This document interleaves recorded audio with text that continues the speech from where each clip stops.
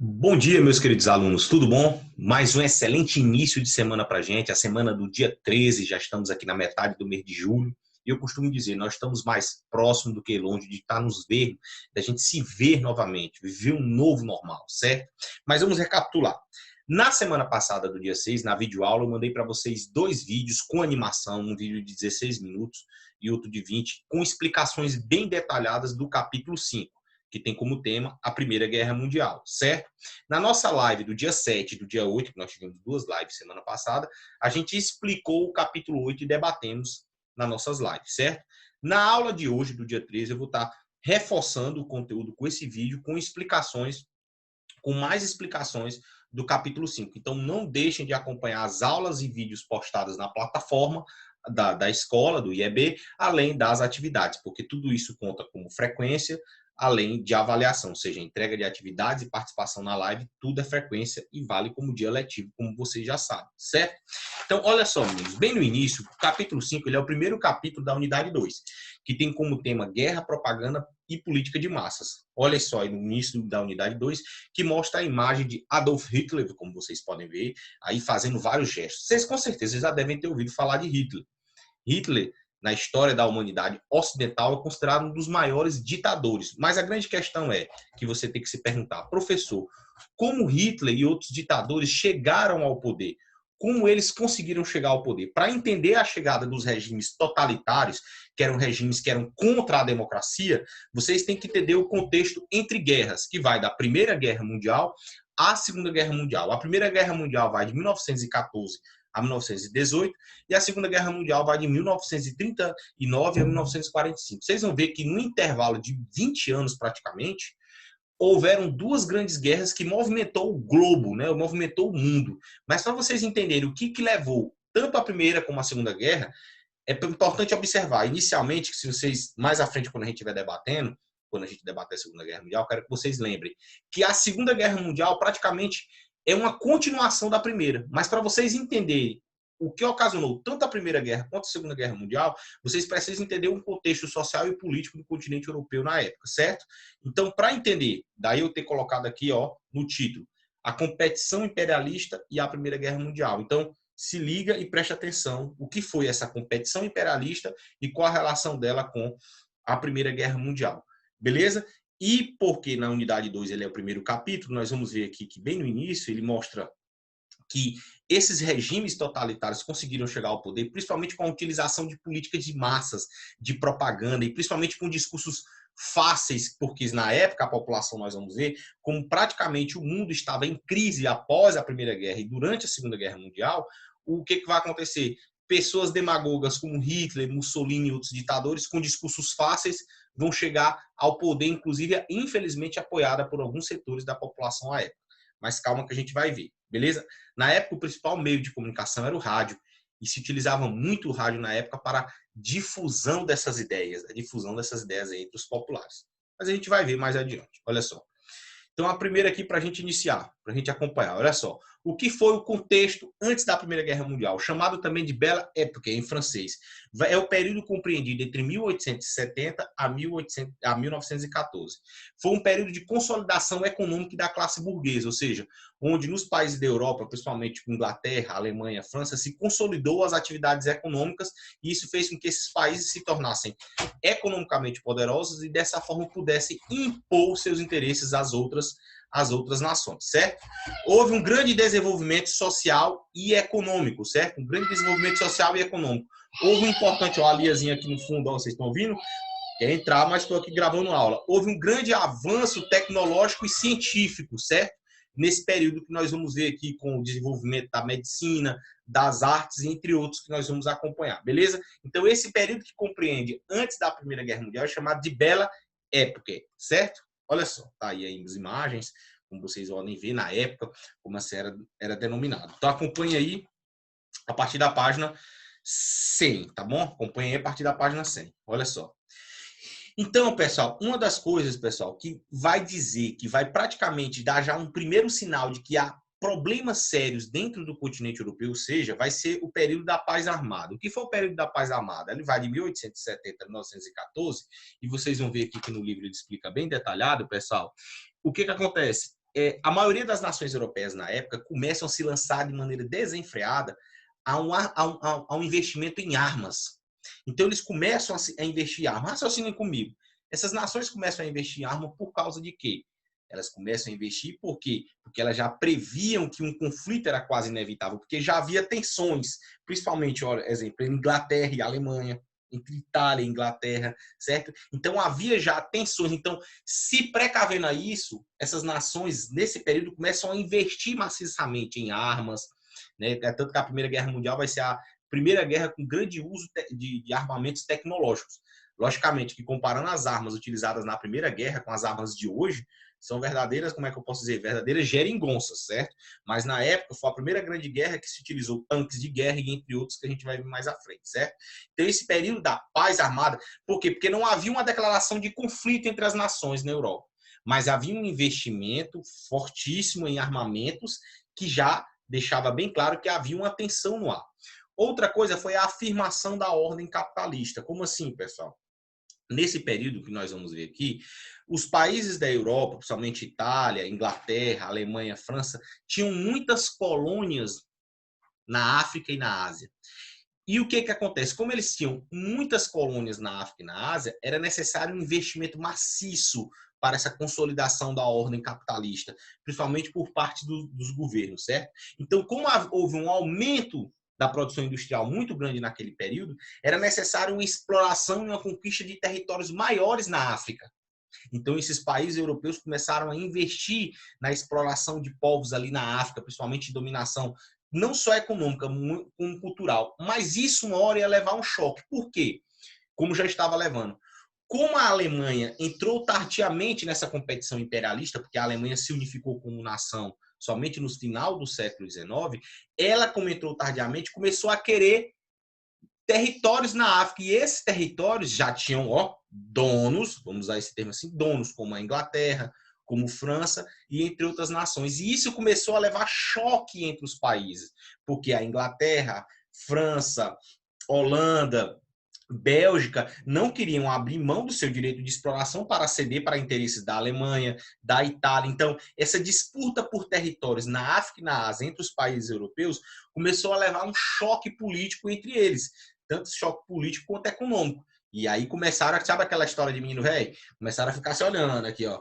Ó, que vai dar briga, ó, que vai dar briga, beleza? Então, todo esse contexto, não se pode falar de Primeira Guerra Mundial sem entender, pessoal, o que foi o imperialismo. O que foi o imperialismo? Foi a dominação colonialista dos países europeus na África e na Ásia, no período que antecede a Primeira Guerra Mundial. Essas disputas colonialistas por territórios na África e na Ásia vão levar a conflito entre os países da Europa, porque já de tanto partilharem o sofrido e explorado continente africano, que era riquíssimo culturalmente antes da chegada dos europeus, uma hora eles iam se bicar, porque iam brigar pelo mesmo território, ou pelo mesmo povo, ou pela mesma região que tinha recursos naturais para poder o quê?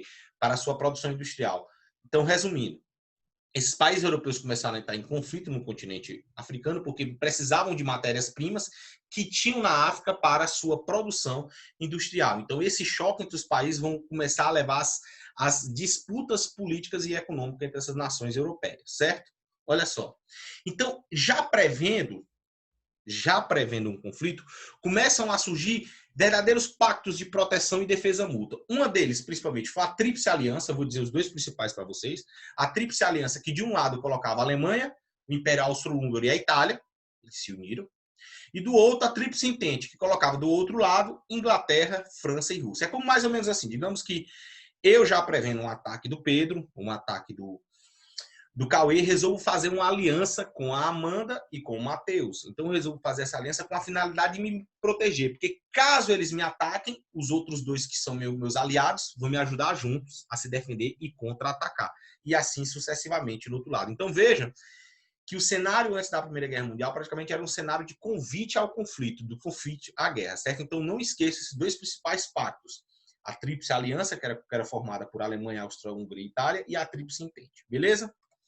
Olha só, então tá aqui no mapa, vocês podem ver essas principais alianças, olhem aí, ó, essas principais alianças. Dê uma olhada, podem olhar com calma, quiser parar o vídeo e ir acompanhando também no livro, certo?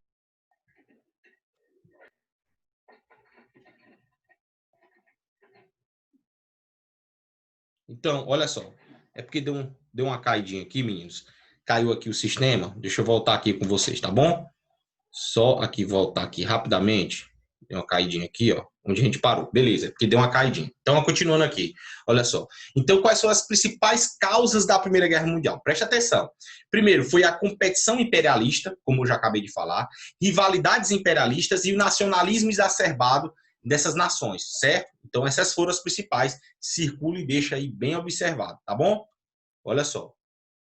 Eu quero que você, como eu falei, como estava a Europa, a divisão política em 1914. Vejam que na Europa, nesse contexto que antecede a Primeira Guerra Mundial, não havia muitos o quê, pessoal? Não havia muitas nações, não havia muitos países. Eram praticamente impérios. Havia de um lado o Império Russo, que era muito grande, o Império Otomano, certo? E nós vamos ver que com o fim da Primeira Guerra Mundial, esses impérios vão se esfacelar, dando origem a várias outras nações, certo?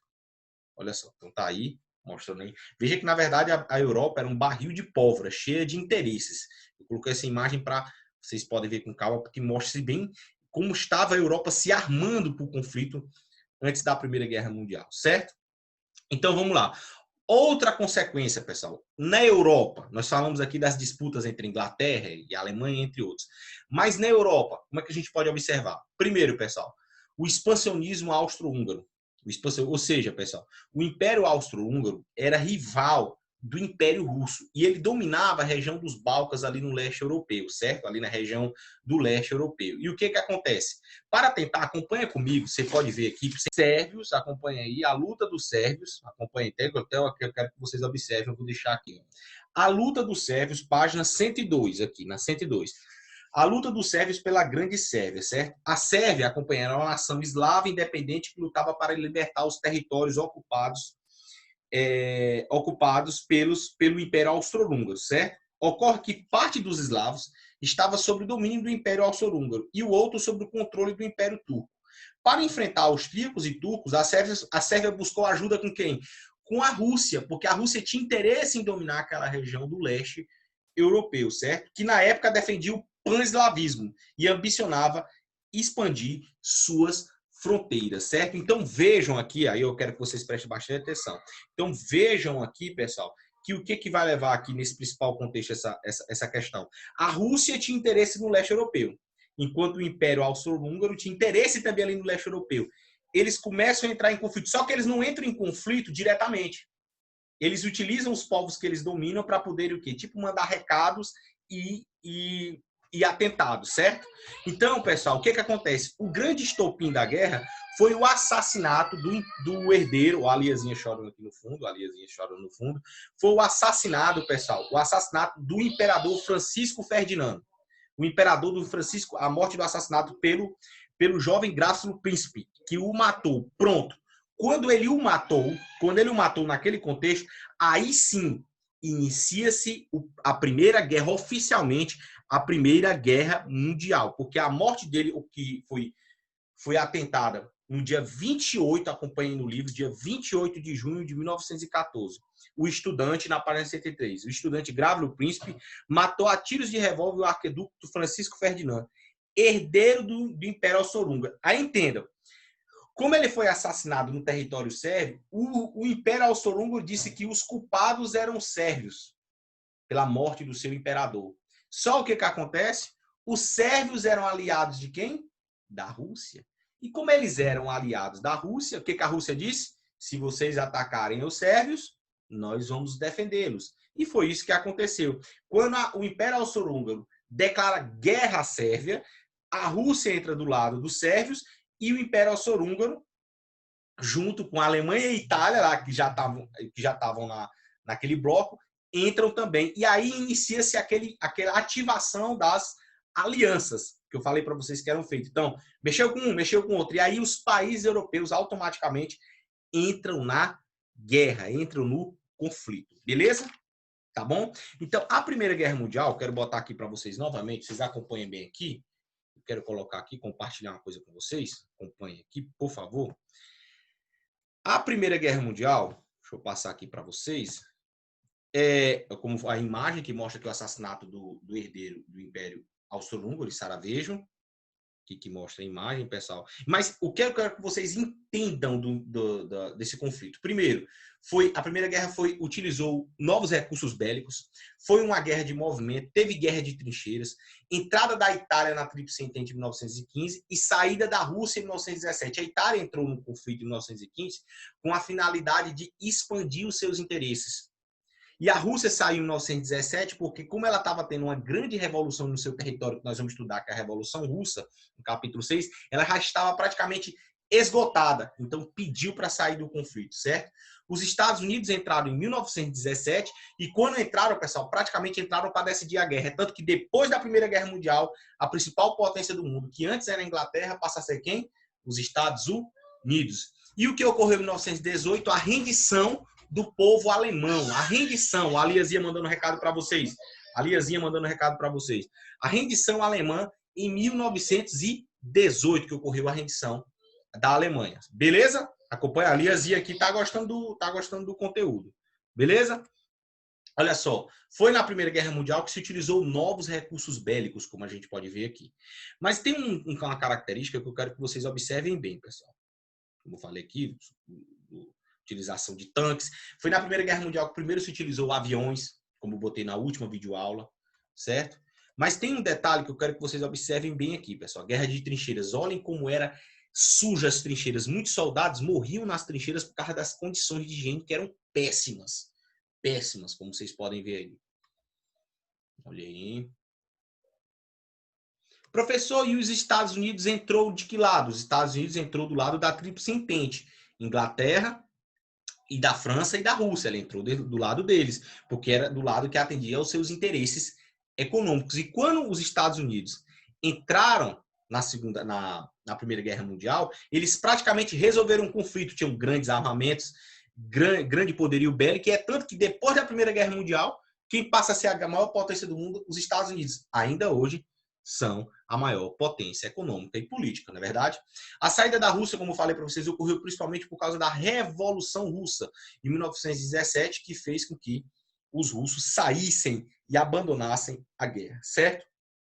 A propaganda oficial na época do governo americano, convocando jovens para se alistarem na Primeira Guerra Mundial, certo? E o que foi o resultado do conflito, meninos, que vocês já acompanham na página 107 e 108? Primeiro, a apresentação de uma paz duradoura, chamada de 14 pontos de Wilson, foi costurada pelo governo americano. Os bichinhos são tão bons, querem a paz. A assinatura do Tratado de Versalhes, que foi um tratado que trouxe humilhação para a Alemanha, praticamente responsabilizou a Alemanha pelo início do conflito. É tanto que esse tratado vai ser responsável por criar um sentimento de ódio e de revanchismo na Alemanha, que vai ocasionar a Segunda Guerra Mundial, que nós vamos ver mais à frente. Crises econômicas tanto na Alemanha quanto na Itália. A criação das Ligas das Nações, que vai ser o primeiro embrião da ONU, mas não vai dar certo, porque as principais potências poucos importaram com a Liga das Nações. A finalidade da Liga das Nações, logo após a Primeira Guerra Mundial, foi a criação de um órgão para tentar promover a paz e controlar os interesses. Não fez nada disso. É tanto que após a Primeira Guerra Mundial, muitos países continuaram invadindo e explorando outros povos, e a Liga das Nações nada fez, ou seja, a serventia dela era zero. A ascensão econômica dos Estados Unidos, como falei para vocês, e o surgimento de novos países na Europa, certo? Vocês podem ver aqui. A assinatura do Tratado de Versalhes. Observem bem na página, deixa eu pegar aqui, observem bem que está na página... Observem bem que está na página 109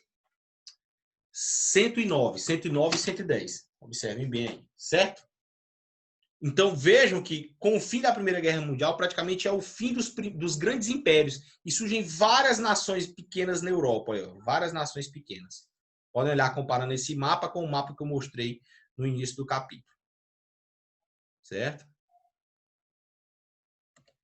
Beleza? Então, olha só. O que eu vou querer agora... Deixa eu um momentinho.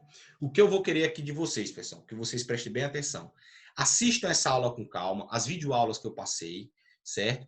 Com calma. E nas lives a gente vai tirando as dúvidas. Com relação à parte do Oriente Médio, a gente vai explicar nas lives. A gente vai reforçar nas nossas lives de amanhã e de amanhã, no caso, do dia 14, de amanhã. Beleza? Combinado assim?